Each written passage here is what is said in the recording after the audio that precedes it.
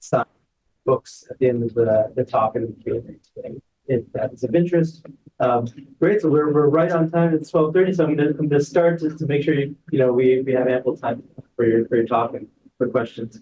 So just a quick note that Karthik Muralidharan had a family emergency and couldn't be here today to be our discussant. But that will, thankfully leave a little bit more time as well for question and answers and discussion amongst us all. So we're really pleased today to have Professor Pranab Bardhan, who's the Distinguished Professor Emeritus of Economics at the University of California, Berkeley, where he's been since 1977, following appointments at MIT, Indian Statistical Institute, and the School of Economics. He was the chief editor of the Journal of Development Economics for a long period of time, from 1985 to 2003.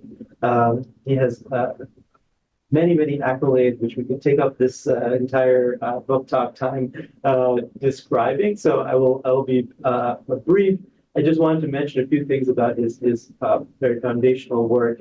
He's the editor of he's the author of 17 books and the editor of 14 additional books, the author of more than 150 journal articles in economics, theoretical as well as empirical research on institutions in 4 countries, on political economy, development policies, on international trade. He's conducted seminal work on governance and political economy of development between India and China in particular. He'll be discussing a bit of his newly published memoir, which is titled Charaiveti, An Academic's Global Journey. It was published late last year by HarperCollins in India. The book has been praised by many economists already around the world, and I just wanted to include the quote that's in the book by Abhijit Banerjee, another Bengali economist, at MIT, who says Pranab Bardhan is one of the pioneers of modern development economics. He has also had a ringside view of 60 tumultuous years and more, both for India and the field of economics. This is the story of those years told in a voice gentle and yet incisive, like the author, always amusing and yet deeply humane. So I really like that description of the book and Professor Bardhan.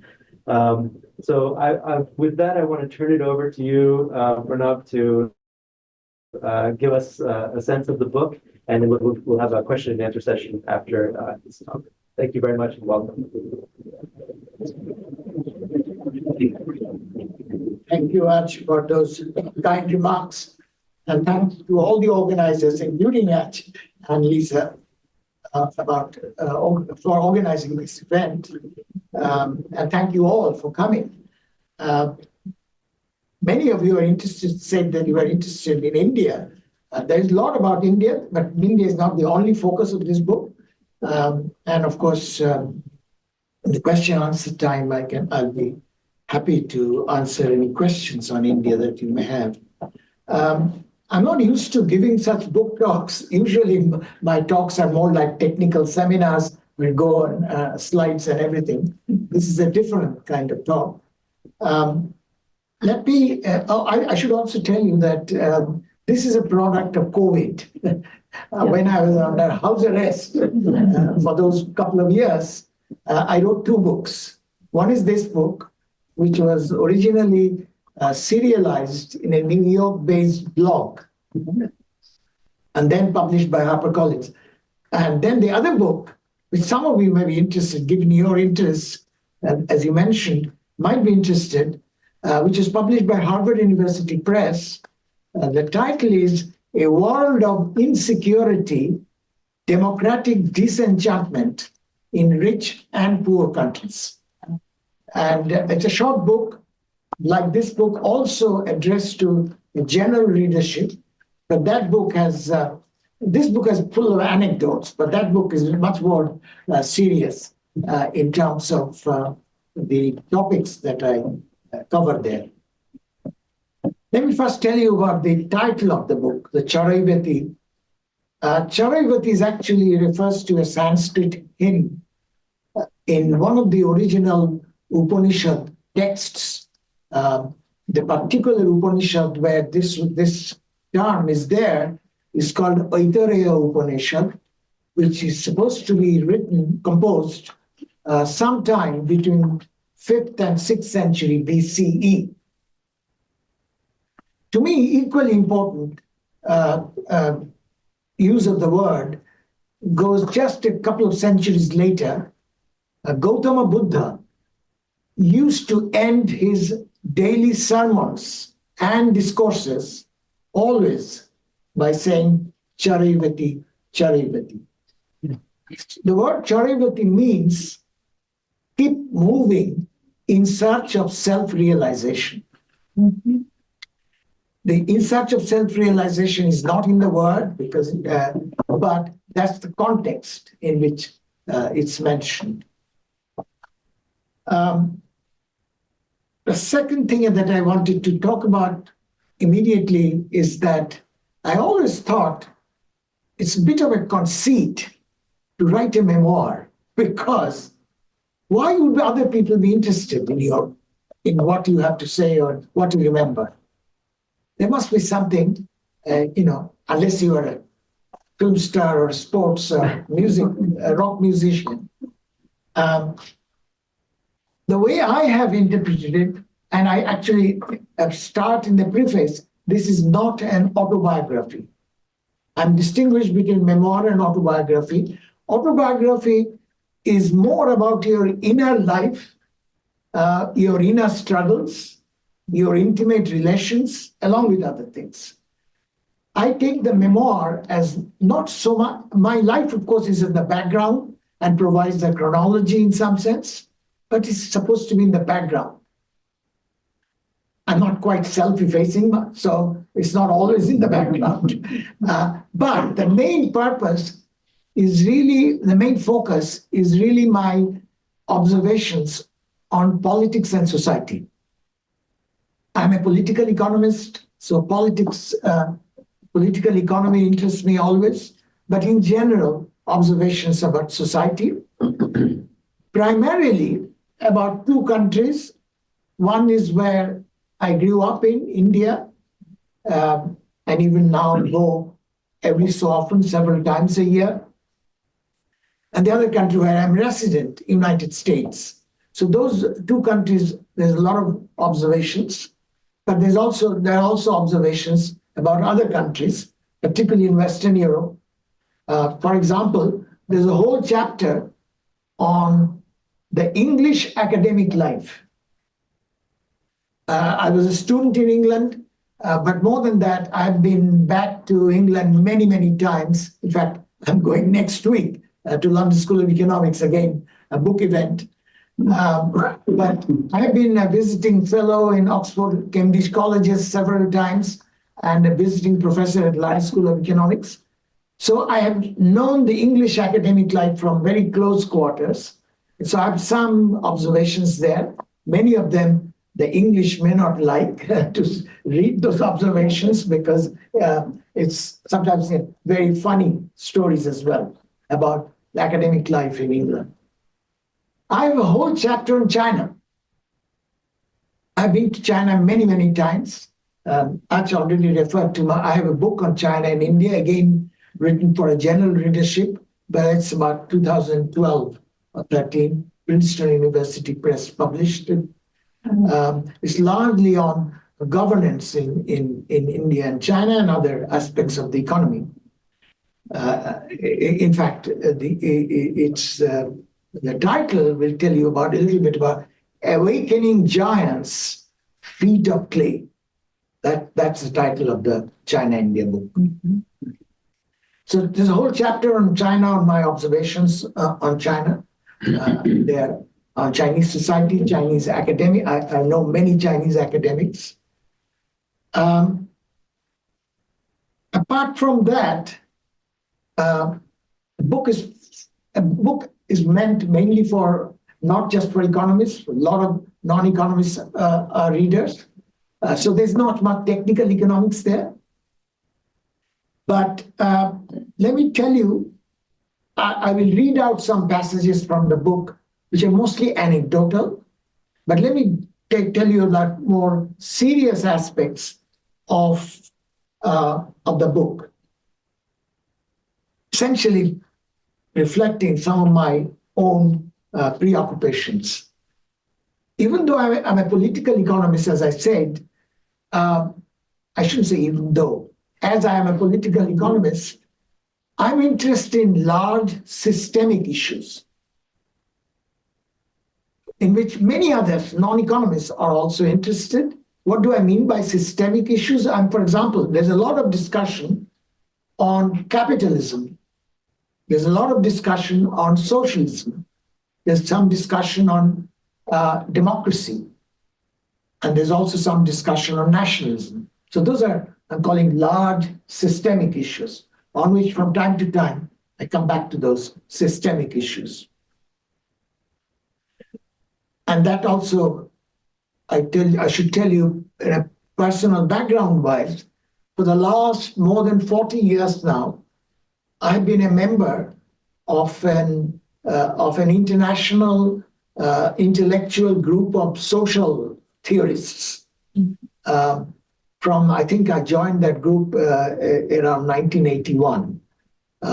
It's mostly a bunch of economists, philosophers, historians, legal scholars, sociologists, whole range of interdisciplinary, mostly social, including philosophers. They're quite majority. In fact, it was started by philosophers. It first met in Paris, then we used to meet in London and then in Oxford, and now for the last several years we are meeting primarily in New York. What was the purpose of this group? The purpose of this group was, the way it started, is that Karl Marx has asked important questions, particularly about capitalism, but in general. Many of his answers were wrong, but the questions were important. How do we study those questions using modern methods and modern data? That's the whole purpose of them. Some of the group, originally at least, were Marxists, some of them no longer. One of them calls himself a faded Marxist. Mm-hmm. And others, like me, are not Marxists, but very much interested in Marx, of questions raised by Marx. In fact, the group has an informal name. It's called Group to Study Non-Bullshit Marxism. So that's systemic issues. I discussed that group discussions a little bit in the book. It's really remarkable that it's been meeting continuously since at least I've been there since 1981. It started a couple of years before, with the exception of 2001. September. We usually meet in September, and so we're supposed to be meeting in New York, and so that year we couldn't meet, but all the other years we more or less we have met. Those who are interested in economics, let me tell you that there are three issues of economics which I come back to again and again in this book. But those issues of economics are not technical issues of economics, but a much more general. And once I mention them, you will see why it should interest the non-economists in the room as well. The first is what economists mean. Institution usually mean an organization, sometimes even a building. But economists mean institute by institutions. Economists means much more general. The idea is some kind of structural relations. That's what, to an economist, institution mean. And institutional economics is about structural economic relations. I've been interested in that for many, many years. In fact, just to tell you how ancient I am, my first article in development economics came out in American Economic Review in 1971. What was it on? It was on sharecropping. Now, for example, sharecropping is what should be done, but doesn't get done People use, oh, because the elite vested interests, they don't get allow these things to be done. My question is, even things that will benefit the elite, they don't get done. Why can't the elite get their act together and get it done? And then those lectures in Oxford that I gave, which is the Political Economy and Development book, essentially why at the political economy level, the divided elite finds it difficult to agree on something which will help them in the long run. So instead, they do short-run things like handouts, subsidies, etc., rather than public investment in long-term projects. So that was the origin of that book, and that is also a collective, essentially a collective action problem. Then, in the later part of my professional life, I became interested in another collective action problem, and that is more environmental, maybe part of environmental economics today. I became interested in local commons. Local commons are usually referred to, particularly in developing countries, refers to forests, fisheries, irrigation water, grazing fields, etc. These are the local commons everywhere. But these are serious problems in developing countries. So in India, when I was doing I'll tell you in a minute that I've done a lot of village surveys in India. And I used to find in farmers, when they're using irrigation water, there are always water disputes, water conflicts. And I found some villages more or less find a reasonable solution of that collective action problem, of resolving water disputes, resolving water allocation problems. But other villages fail. And there's tragedy of the commons in other villages. Why? So this is another collective action problem that interested me. So this is most of my village surveys are in West Bengal, but this particular that I was in. So I studied 48 irrigation communities to study this question. When do farmers can get together to solve a local commons problem, and when they fail?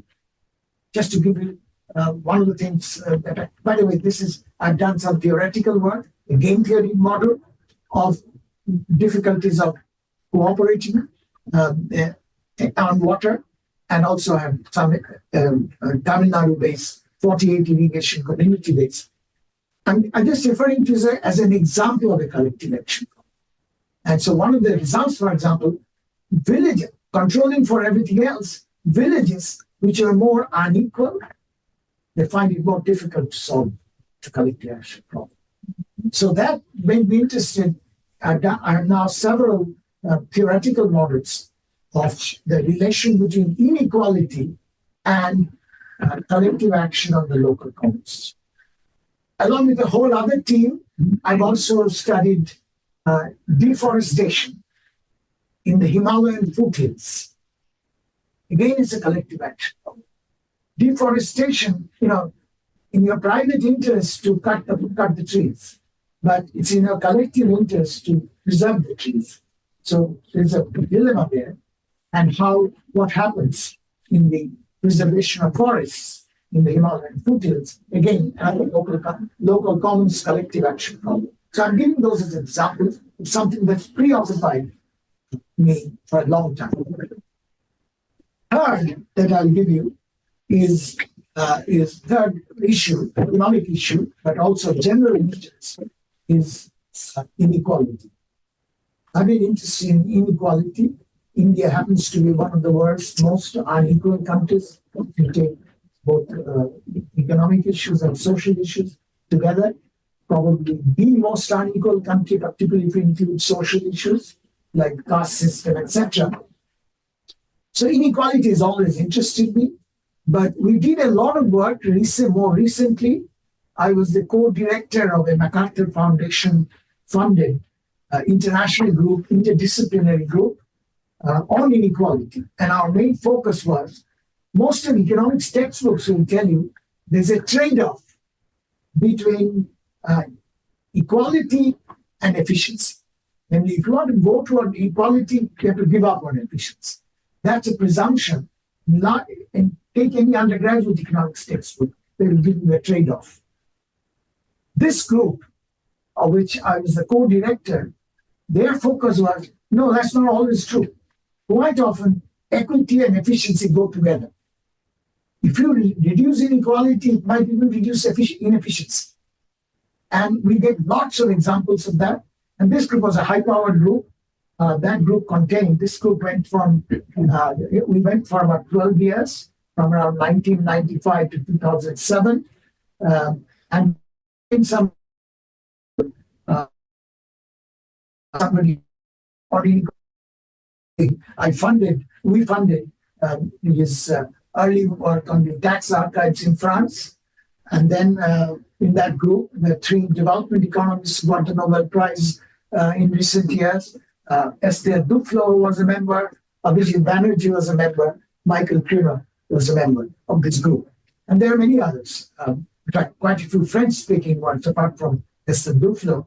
There was Philippe Dion, there was Roland Benabou, there was Belgian, but French-speaking, Jean-Marie Malan, and so on. So it's an international group.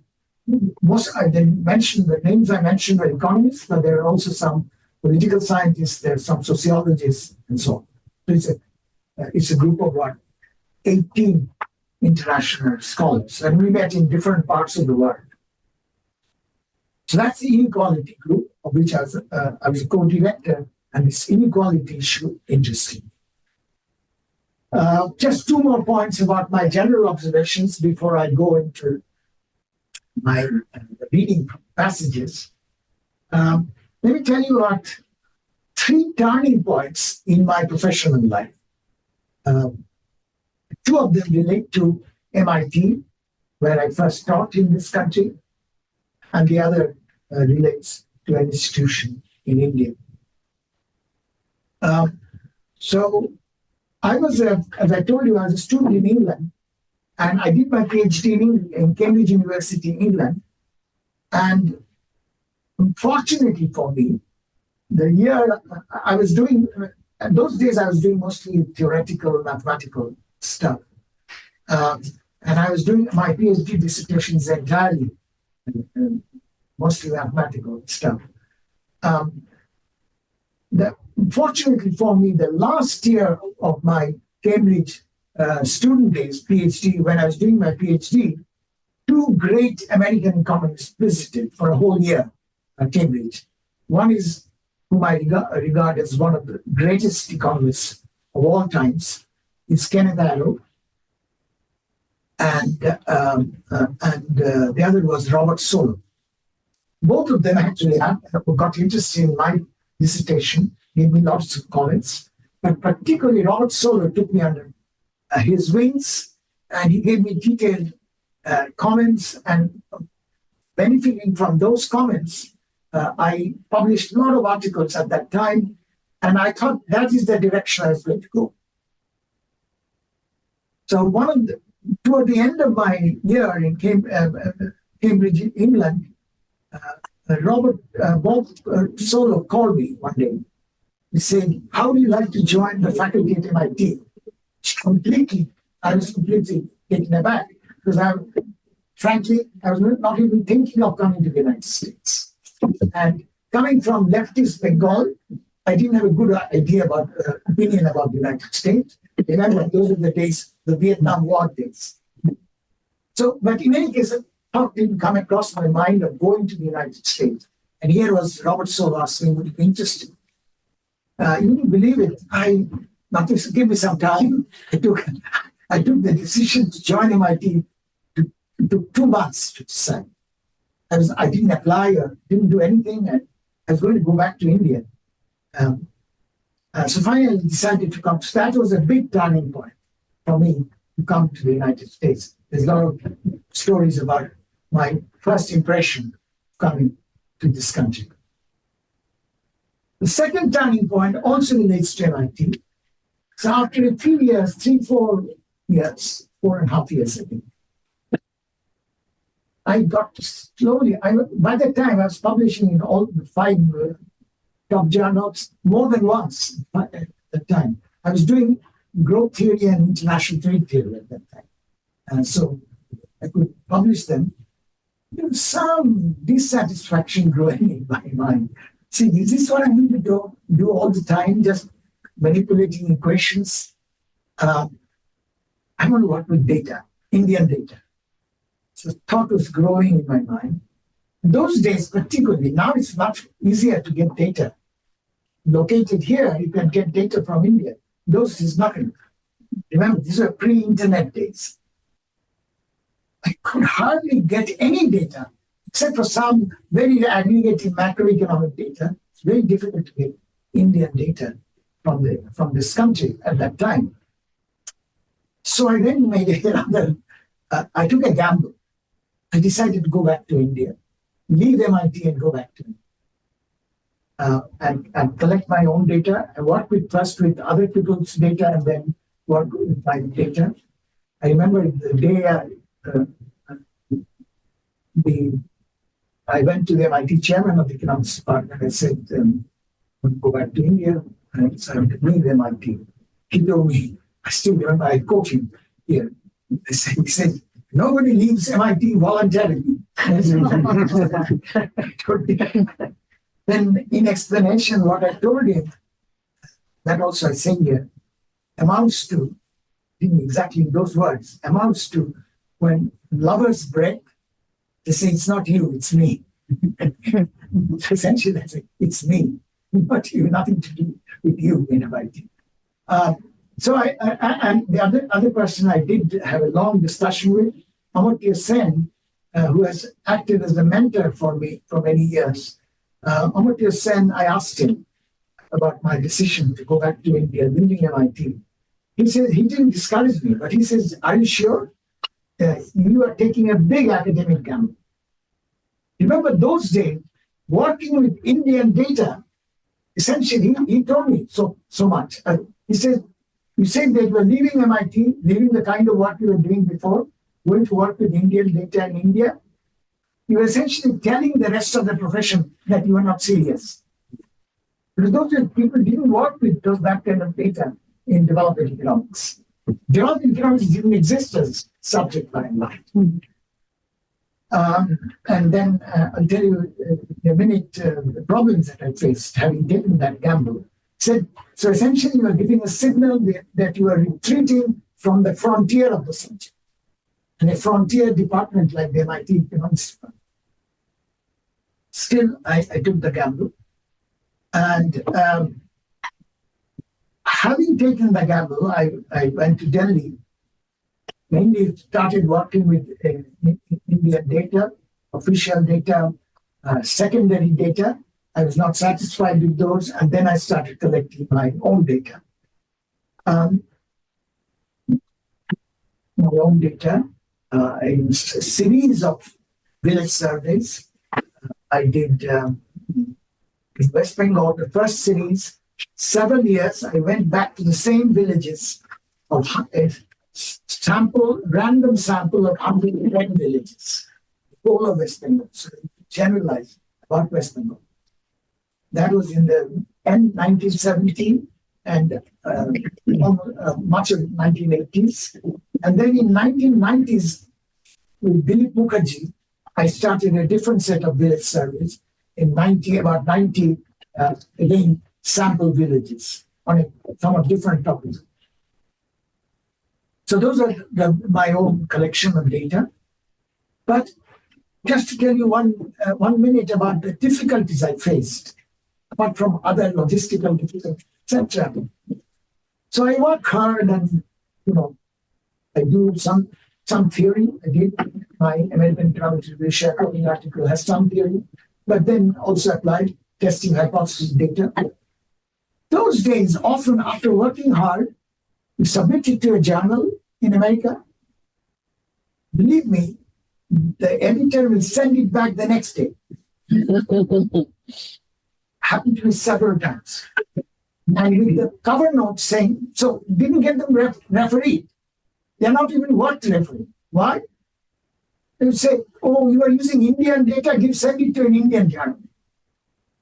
Today, at the top journals, almost every issue there will be an article with Indian data.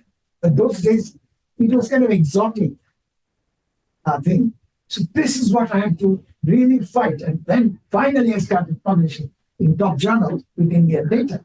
That's why, for example, Esther Duflo and Abhijit Banerjee always tell me, you broke the ground for us. Because before that, this was not accepted. You cannot use Indian data or developing countries at some marginal subject. And and by the way, as I told you, that the editor sent it back the next day without referring any of this. Meanwhile, the submission fee is non-refundable. Okay? And I want to tell you, it's not the non-refundability part. Its submission fee, I can tell you, was 1/3 of my Delhi monthly salary as a business. And for each article I submitted. The other issue is that Delhi libraries will get the journals, the top journals, after 3-4 months, pre-internet days. So I get an article, I get excited, oh, I have something to say on this. So I start working on it. Very soon I realized this article, by the time it was published in the United States or Europe, 10 articles are in the form of working paper. But I have no access to them. This is pre-internet days. So no access to who's worked on those. By the time I get the journal article, I get excited and start working. 10 other people have worked. So that is another big problem. Apart from the libraries could not, journals are so expensive for an Indian library, they cannot have Indian. So there are lots of problems. And development economics at those days was completely marginalized. And as I said, particularly development microeconomics. There's some bit of development macro, but development micro was not recognized in the South. And this is what I fight. And that's what Amartya Sen meant, that you are taking a gamble. You see, Amartya Sen was working with philosophical issues, social welfare functions, and those are fine. But when you work with real dirty data, that was not accepted at that time. So having told you about some of my gripes, let me now tell you, read out some stories. These are mostly anecdotal. I have lots of anecdotes about economists. In fact, I have more anecdotes about economists than about economics per se. So let me start with 3 economists. One is a pioneer in development economics. Some of you may have heard about him. It's Paul Rosenstein-Rogan. When I joined MIT, of course, most of my friends were, since I was a junior faculty at that time, most of the junior members, the 3 senior members I became very close to. One is Samuelson himself. Paul Samuelson and I taught a course together in international economics. And then Robert Solow, I already told you about. And the third senior economist at MIT I became close to is Rosenstein-Rogan. He knew what development economics is about, although he used to commiserate with me that people don't take us seriously. Paul was particularly interesting because Paul Rosenstein-Rogan, he had grown up in Vienna and taught in England before reaching MIT. He had advised governments in many countries and was full of stories. In India, he knew Nehru and Sachin Chaudhary, who was the editor of Economic Weekly. He had an excited, omniscient way of talking about various things. At the beginning of our many long conversations, he asked me what my politics was like. I said, left of center, though many Americans may consider it too far left, while several of my Marxist friends in India do not consider it left at all. As someone from old Europe, he understood and immediately put his hand on his heart and said, my heart too is located slightly left of center. One of his many stories involved his trip to rural Egypt. He said that once he was traveling in the countryside in a car in the early evening, he saw a big field in one village where people were gathering for a cinema show. He stopped there, and as he walked closer, he saw that the large screen was made of rather thin paper. So he asked his Egyptian companion why it was paper, not the usual cloth screen. His Egyptian companion said, wait and see. The film started, and sure enough, it was a Bombay film, where at the beginning, the villain was winning both in the fight scenes with the hero and also in the love scenes with the heroine. As this went on for some time, the viewers were getting angrier and angrier. And with great fury, they at one point could not take it anymore. They all stood up, brought out their little knives, and started throwing at the screen, which soon got badly perforated. The projector was then stopped, and another paper screen was installed before the film could continue to its ultimate crowd-satisfying end. My next story is about somebody who many of you know of at least, is Larry Summers. This is also MIT connected. I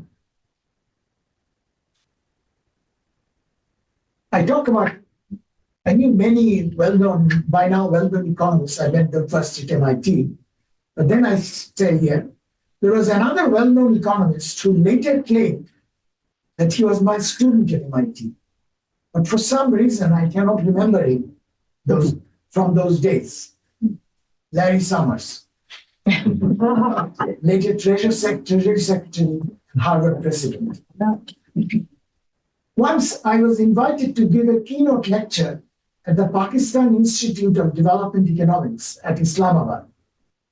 And on the day of my lecture, they told me that Larry Summers, then vice president at World Bank, was in town. And so they had invited him to be a discussant at my lecture.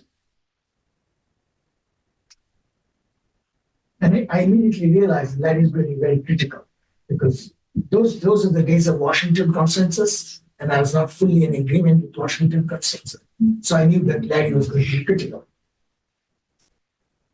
So after I gave my speech, Larry rose to speak, and he said, I quote, I'm going to be critical of Professor Bardhan for several reasons, one of them being personal. He may not remember, when I was a student in his class at MIT, he gave me the only B+ grade in my life. And when it came to my turn to reply to Larry, to his criticisms of my talk, I said, and I quote, I don't remember giving him a B+ at MIT, but today after listening to him, I can assure you that he has improved a little. His grade is now A-. And then I proceeded to explain why it was not an A. The Pakistani audience seemed to lap it up, particularly because until then, everybody there was deferential to Larry. Later, when I asked Stan Fisher, who was my student in international economics class in MIT, if Larry was really my student, he told me that he might have taken my undergraduate class. The undergraduate classes were larger than graduate classes, and I do not remember many of those students from those days. The next story well, I have lots of anecdotes of one of my MIT-related friends, Joe Stiglitz.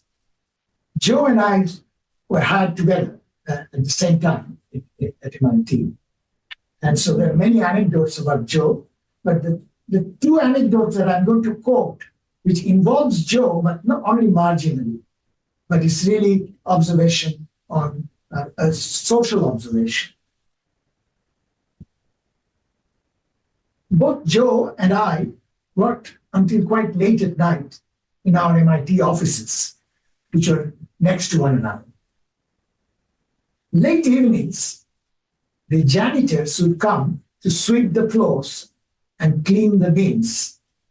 Sometimes they would sit down in our rooms and chat about the latest in sports, weather, or politics. To Joe, this was routine, but he did not realize how pleasantly out of the ordinary it was for me, coming from India. This is actually an observation on Indian society. To this day in India, I've never seen a sweeper or a toilet cleaner daring to sit and chat with professors or even students. This level of social equality has been a distinctive characteristic of the United States, even allowing for all the dark history of racial discrimination and oppression in this country. This is even compared to Europe. I remember Antonio Gramsci writing about Italian society, that someday Italian society could be aspiring to reach the American level of social equality. When the janitor at my apartment building found out that I was an economist, my apartment building to start with was in Harvard Square, that I was an economist, he said he tried to be my buddy so that he could get tips about how to make money. Little did he know, I had no clue. The other story in which Joe is also marginally involved is about my observation on American campus life, which you realize has quite a bit of resonance even today, even though I'm talking about nearly 50 years back. So though I told you those are the days of the Vietnam War, I participate in lots of marches, in protest, etc. And that, by the way, I should mention, I mentioned it here.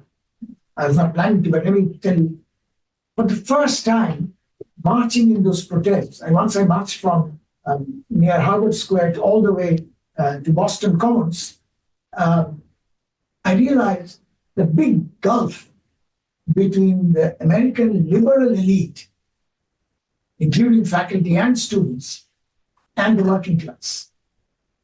But as we are marching in protest against the Vietnam War, who were all the students and faculty, they were cheering, who were actually throwing really, and sometimes even throwing garbage cans at us, were working class. For the first time I realized how much there's a gap between the leftist liberal elite and the working class in this country. And this gulf has actually over time has much bigger. Most of these working class now vote for Trump. I realized at that time, the first time, I never imagined it. And that's now I come to the more controversial issue. On one issue of international politics, however, I learned over the years not to open my mouth in faculty discussions. On actions and policies of the Israeli government. I've seen the same distinguished faculty member who would loudly deprecate violent killings of civilians or suppression of human rights by the American authorities in Vietnam or elsewhere, will be blind to similar actions by the Israeli government against Palestinians. I have been astounded by the facile labeling any criticism of Israeli government action as anti-Semitism prejudice against the Jewish people, a confusion made by otherwise brilliant people. Over the years, I had also found out that my friends in Israel, many of them used to be active in the Peace Now movement, were much less likely to indulge in this confusion than my Jewish friends in New York and Boston. On this matter, I was quite naive at the beginning when I joined MIT. One day, when people at the lunch table, this lunch table, by this every day lunch table, same round lunch table, presided over by Paul Samuelson. Lunch table, we were discussing that morning's newspaper headline and deploring American action in Vietnam or Cambodia. I, being naive, pointed out that the other headline in the same day's newspaper was about similar Israeli action against Palestinians. At this, I noticed a resounding silence around the lunch table. After some interval of embarrassing silence, somebody started discussing house prices in Lexington. I took the hint and fell silent.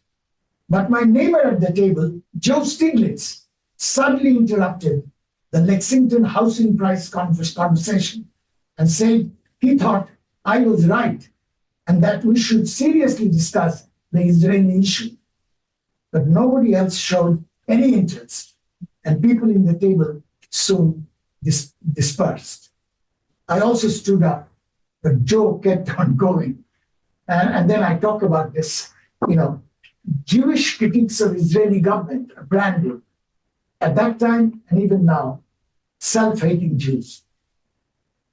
This is something that I used to be excited 50 years back, but the more things change, the more things remain the same. Next thing that I'm going to read out to you is somebody in India. Some of you may have heard about the name P.C. Mahalanobis, who used to be the founder of the Indian Statistical System. He was a great statistician himself. He was a founder of the Indian Statistical System at that time. Among developing countries, probably the most advanced statistical system. I have stories about how I met him, etc. I'll skip that. He was the founder, director of the Indian Statistical Institute, which I joined later when I went to Delhi. I should also tell you how stern he was as an administrator, as a director.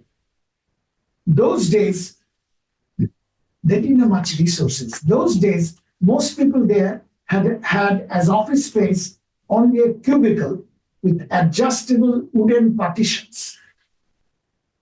I've heard that Mahalanobis used to express his satisfaction or dissatisfaction with your work by adjusting those partitions overnight. In the morning, when you arrived, if you find your cubicle had shrunk, you understood that the director was not happy with your work. But in spite of all this, Mahalanobis had this tremendous achievement. He made ISI at that time a leading institution of statistical research in the whole world. He attracted some of the world's most renowned statisticians and scientists and some economists to come and visit ISI during its heyday. One of the distinguished people who came to ISI and stayed on and became an Indian citizen was J.B.S. Haldane, possibly the 20th century's most accomplished biologist. I remember when I was a student in Kolkata, we often went to the ISI library as it had the best journal collection in Kolkata. In that library, we often saw this large Englishman in an Indian tunic with a fat, unlit cigar in his hand, reading Biometrica. I now wish I had the courage to go and talk to this formidable-looking man. Later, I read a lot about his eccentric personality. As a Marxist, he once claimed that reading Lenin cured his gastritis. He said political dissent led him to leave England for India. But another reason was that he would not have to wear socks 60 years in socks is enough, he said. He often experimented on himself. In one of his self-experiments, he suffered perforated eardrums. He later said, and I quote, "The drums generally heal up, but if a hole remains in it, although one is somewhat deaf, one can blow tobacco smoke out of the ear in question," which is a considerable social accomplishment. My next story is about grappling with data. That chapter is grappling with life and data in Delhi. So it is grappling with data. So I once went to ministry. I knew they had the data. The lowly officer I went to, who is in charge of the data, he would give it to me. So T.N. Srinivasan, who was my colleague, esteemed colleague in Indian Statistical Institute, told me in India, when you want something, don't go to the lowly officer. You start from the top. Otherwise, you won't get things done. This is known as proper channels. So I did next day, T.N. Srinivasan gave me a contact, top officer in that ministry. I said that I want this table. He said, sure, come. And he asked me to see the same officer. He said no to me. So next day I went to that same officer who had refused me before.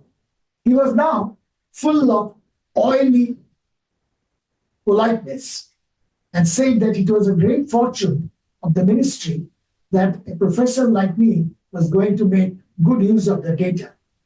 But for the next few months, on one excuse or another, he made it very difficult for me to lay my hands on the data. After a lot of running around, I finally got the data. But I tried to fathom the reason behind his delaying tactics. Was it his resentment that I went to his boss instead of buttering him up? Was it his way of asserting his passive obstructive power, which Jim Scott in one of his books calls the weapon of the weak? To this day, I don't know.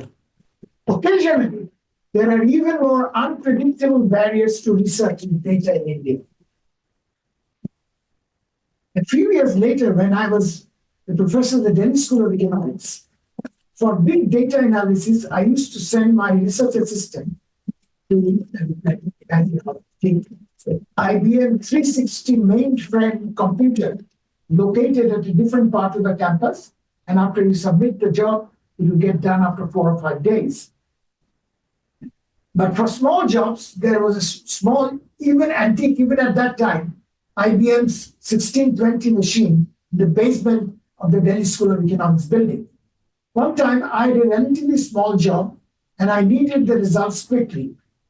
So I asked my assistant to take it to the basement and get it done on the smaller machine. She soon came back and said the computer was down. After a few hours, I sent her again, but it was still down.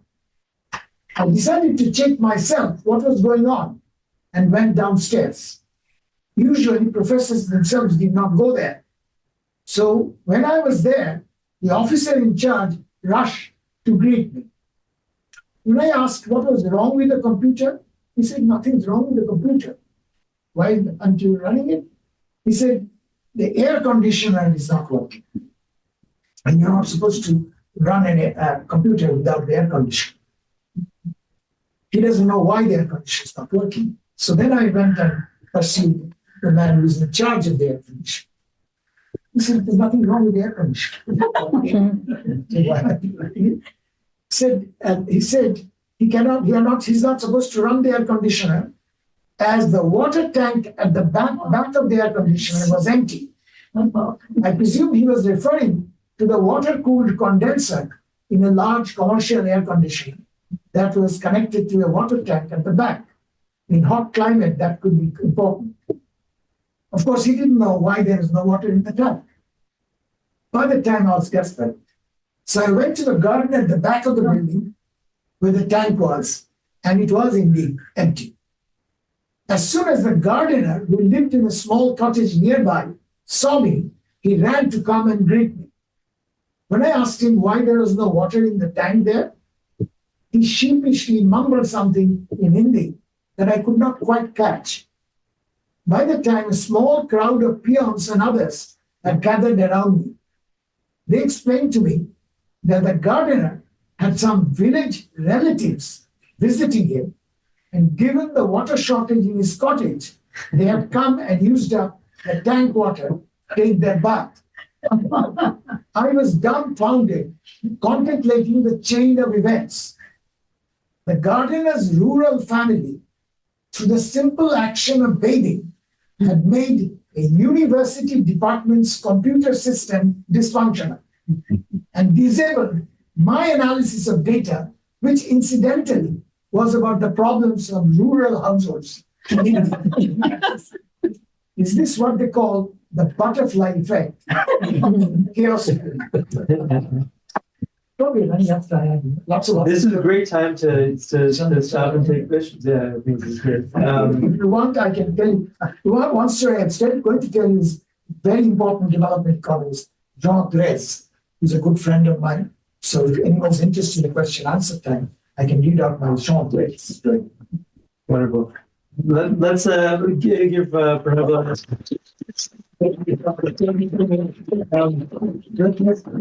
If anyone has questions, just go ahead and raise your hand, and maybe you can just.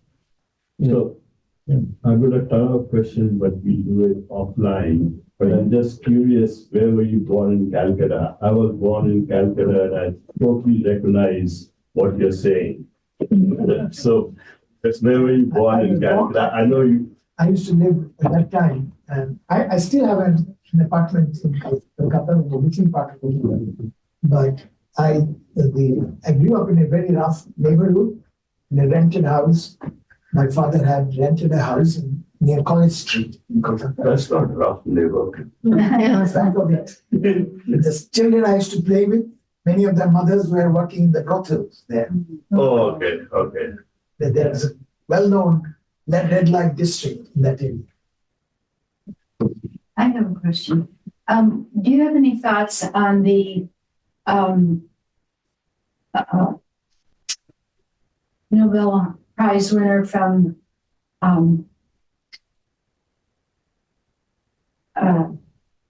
who won a prize for microlending? Yes. What's happening there, and what are your thoughts? Something horrible is happening is for quite some time. Mm-hmm. The Prime Minister of Bangladesh is convinced that Yunus had political ambitions, so he was going to be her rival, political rival. That's a theory. I don't know what exactly is going through his mind. So she's been trying to persecute him quite some time. He says that he might go to jail any day. It's going on. It's unresolved. Bangladesh may have other stories. Yeah. This is like, I think, a very well commented on question, but I'm curious to hear what your thoughts are. Why is West Bengal uniquely left-leaning in its politics in general compared to, let's say, Bangladesh or like even within India? I think there's a history to it. I think 1930s, 40s played a role. The history of 1930s and 40s played a role in it.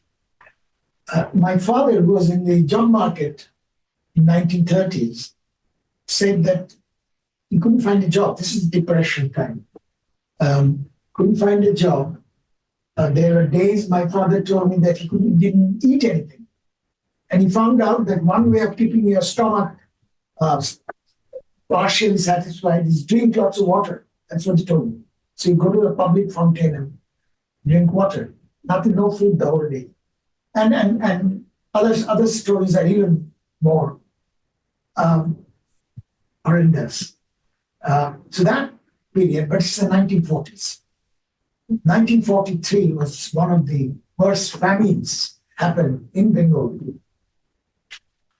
And that radicalized, that famine, which killed 3 million people, 3 million, radicalized the local, at least local intelligentsia, local politicians, etc. And everybody knows that was Amartya Sen's Nobel Prize, by the way, is on the famine. At least one part is famine book, because that famine was avoidable. It is a man-made famine, not a nature-made famine. Nature crop was not that bad.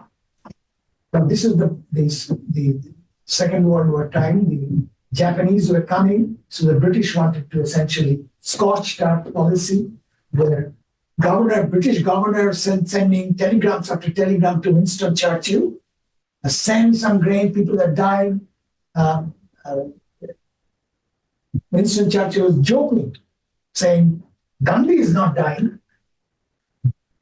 So he didn't send any grain ships to Bengal. But anyway, that's a long story. So the famine radicalized. And then came the partition. And the partition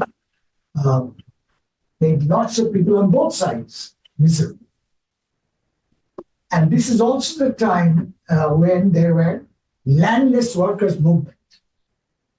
One of the most famous movements, by the way, I have a book, if any of you have seen that book, the cover of the book is about that movement.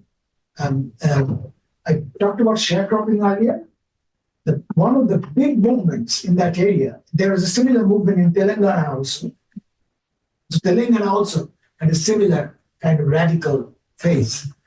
And in Bengali, the movement was called Tebhaga movement, 1/3 share, not even half share.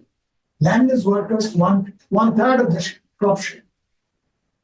That was not given to them. So the Tebhaga movement, which by the way was in West Bengal as well as in East Bengal, took place in both. And that left politics grew around the sharecroppers movement. So the book covered that. I have a book titled Scarcity, Conflicts, and Cooperation. The title of it is one of the famous paintings of that period of a sharecroppers meeting at night, because the police were after them. The British police was trying to arrest them and all that. So at night, underground.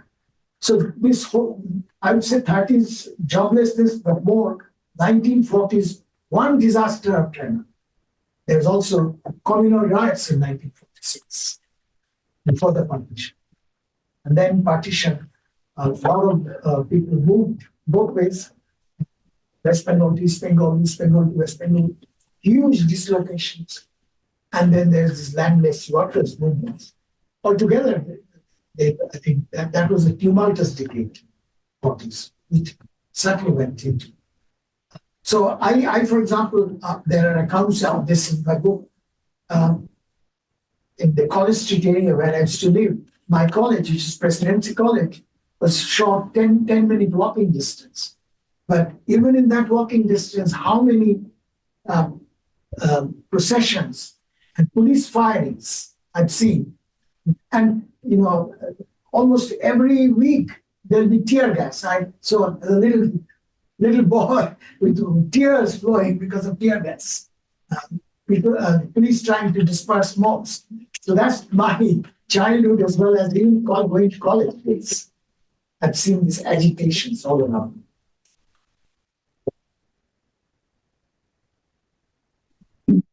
I've been sort of following up on what goes on in India, and it's sometimes hard to distinguish between the underlying reality of the economics and what is being pushed out by the government as well as the press. Is there sort of any sort of objective reporting? Objective reporting is getting more and more difficult. If you say the truth, you are likely to be repressed. There are some journalists still rotting in jail in India now. Not even trying to speak the truth. One journalist who's in jail for the last several years is because he was trying, there was a gang rape of a low-caste woman. He was going to go there to report on that. He was stopped and he's arrested without trial. The last how many years now? 3-4 years. rotting in jail. So it's very difficult for truth to come out. Still, there are valiant journalists. So those are, I would say, more the marginal journal. The mainstream media, it's very easy for the government to, you don't have to put people in jail. Jail is more extreme. Newspapers depend very much, or even the electronic media depend on government advertisements. So if you are critical, they will immediately withdraw the advertisements. So you're starved of money. Still, some web blogs and other newspapers are still struggling. There is one blog which all the leaders, when they make any statements, usually quite often full of lies, they do fact checking. So every day, fact check on this leader's statement, fact check on this. The head of that was arrested. It's just, Supreme Court has just released him last week. He was in jail for 1 year. But anyway, my book is before that. So I don't talk much about it, but there are some bits about today's. I do talk about, I was in Delhi under emergency by another party's leadership, Indira Gandhi. And there was there's a whole chapter on Delhi under emergency there. So I can tell you for first hand how stifling it is to be a vocal person.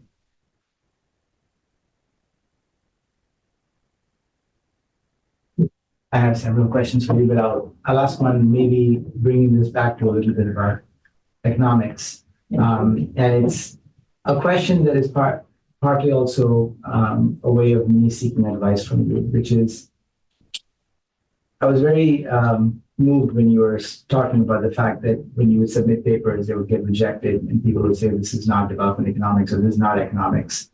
This is not economics. Development economics is not recognized. Exactly. But by virtue of having a field like development economics, by the definition of a field, you have to exclude certain types of fields are exclusionary in some ways. You have to do that.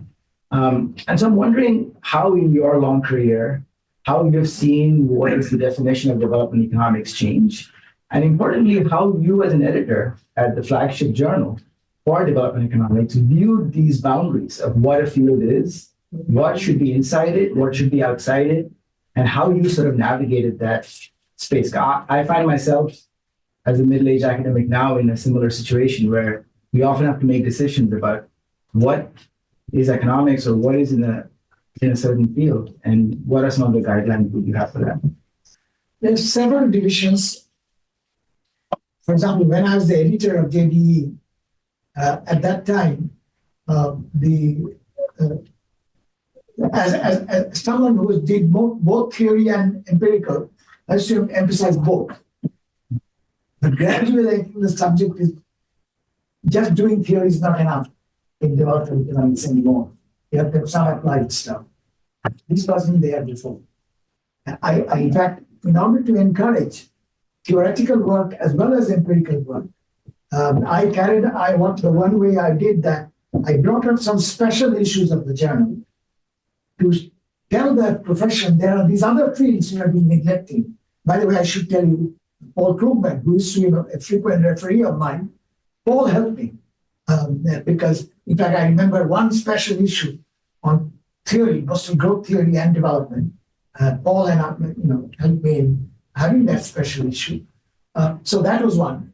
The other, at that time, you remember, everybody is doing cross-country regression, which I never have much believed in. So half the empirical articles should be on cross-country regressions. So I say that at that time, I was as if I had my finger in the dye, as it were, just because otherwise this overflow of cross-country regression work. And I say this in my book. I had many of these people who are doing cross-country regression, they download it from the international organization data, but I have seen with my own eyes how this data are generated. So let me tell you an anecdote which I do describe in the book. So I was once invited to a conference in New York on the various international organization data people. So I remember one person told us in the audience, you know, we work with deadlines. By March so-and-so, we have to fill in as many blanks of this huge matrix, countries, years, and so on. And for many countries, we don't have the data. So what do? So many blanks don't look nice. So what do they do? One person told me. So they take, and if for adjoining countries there's some data, they project it and then put it there. It's a projection. In fact, it reminds me of another. I mean, when I was a student in England, I told you, a fellow student from Jordan was doing his work. He was doing some input-output matrix of Jordan economy. And I said, do you have data for the Jordan economy? He says, no. I said, how are you doing the input-output for Jordan? He says, I've got, and then he showed me. He's got the Indian input-output matrix, and he's got the Nigerian. He's essentially projecting, and got the Jordan. I said, is it because Jordan is somewhere in India? Now, the thing that worries me is that once these international organizations are projecting and filling the blanks, these hapless graduate students in the American universities take those data and are running regressions on them as if they're real data. They are synthetic data at the best. But that's just one story. I could tell you many such stories. And on those, huge statements are being made, cross-country statements.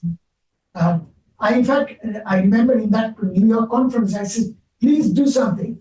When you fill in a blank, okay, can you color code that data that should not be used by anyone, red color, data that should be used very cautiously, yellow, etc. Everybody laughed, but did nothing. Okay, or somebody said, oh, no, we give footnotes. I said, who reads your footnotes? But so I think in economics, fads change. Cross-country regressions went, and then of course, if you don't do RCT now, randomized control trials, chances of it being accepted are very low. Because observational data have obvious problems. Again, I think the pendulum has swung too far. My views on randomized control trial is very similar to Angus Deaton's, and I've expressed them quite early. But I must say that, having said that, let me say that even in this is the dynamism of economics, that even there, people now are much more conscious of some of the problems in randomized control trial. So one of the big attempts being made is because quite often the randomized control data are not scalable. Say it are very micro. I wrote an article in the Boston Review. Essentially, economics is macro, and micro. Then the meso is missing. But in micro, I think there are now, Angus has also made similar criticism, namely, they're not external validity problem. So I think there are now serious attempts to scale up the randomized control. The other is general equilibrium effects, difficult to get from those micro. So again, the people are now trying to measure of randomized control data, but their general equilibrium effects, etc. You must be quite familiar with those. So that's part of the hopeful thing about that people soon become aware. There's a fad. For some time, people do only those things, and then people gradually branch out. But because of the faddish nature of economics, for a time, It's very difficult. If you want to do other things, it's very difficult. I have a question.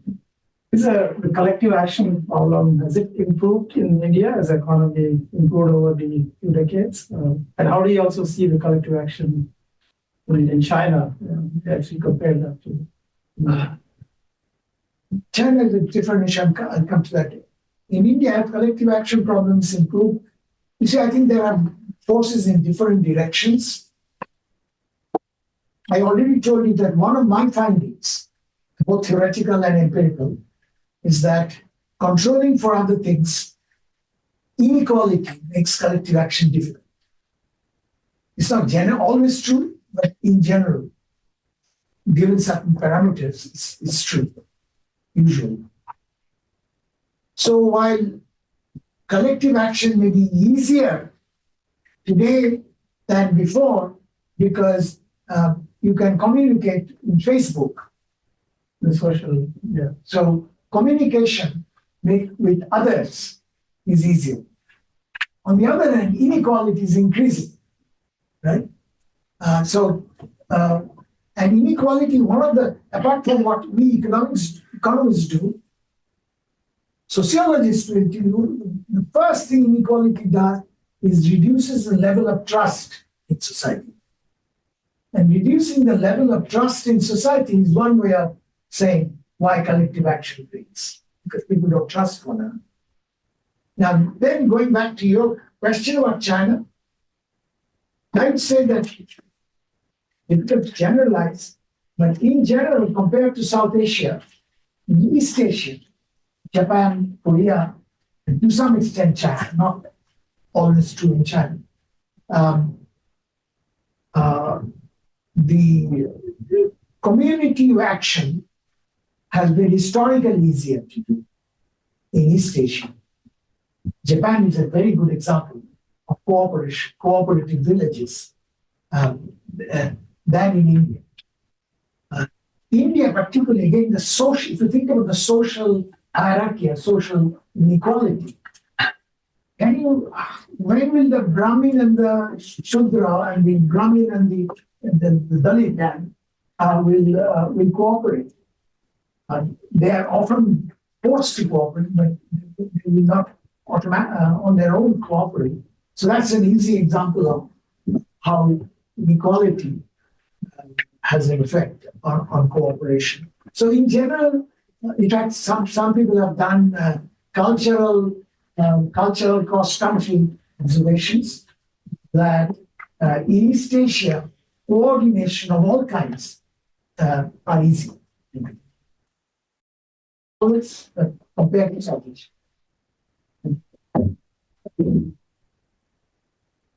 I'm not a professional economist, but thank you so much for making things accessible and very interesting for a common person like me.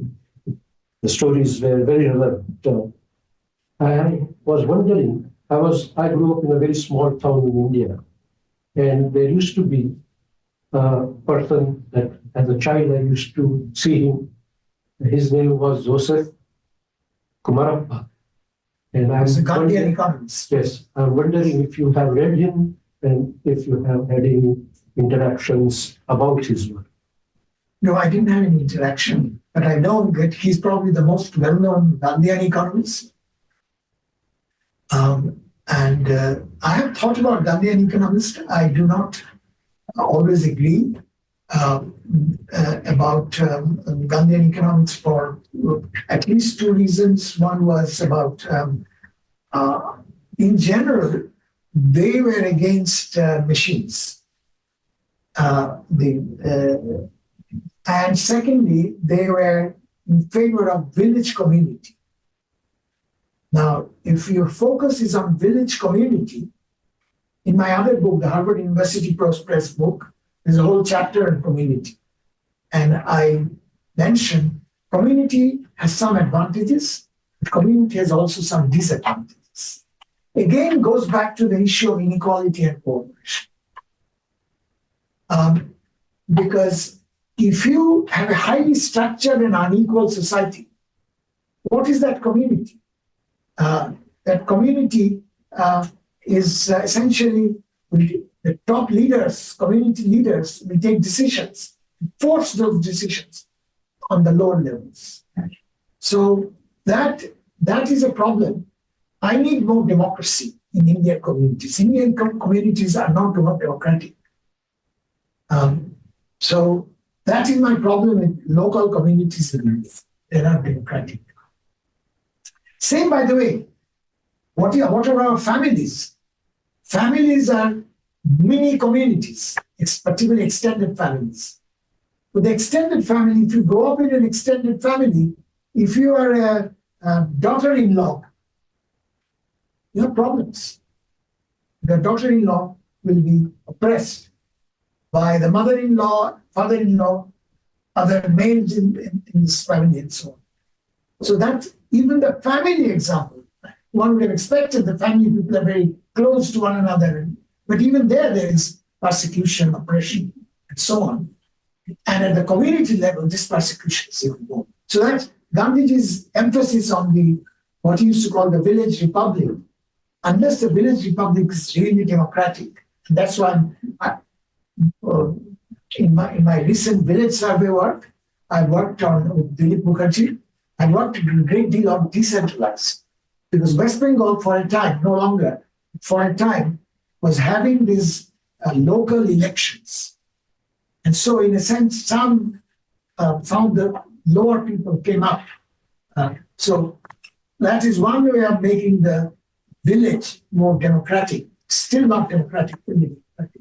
So I worked a lot, quite a bit, several articles on the impact of decentralization on the local economy and also the local politics, by the way. I've also done the political economy of the local village.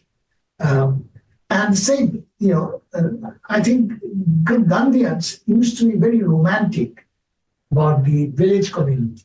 I think I'm a little cautious about that.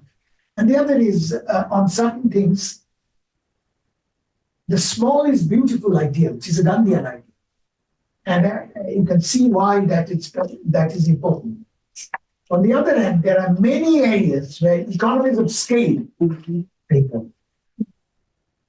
If you just do small is beautiful, they will be ignored, they might not utilize the economies of scale.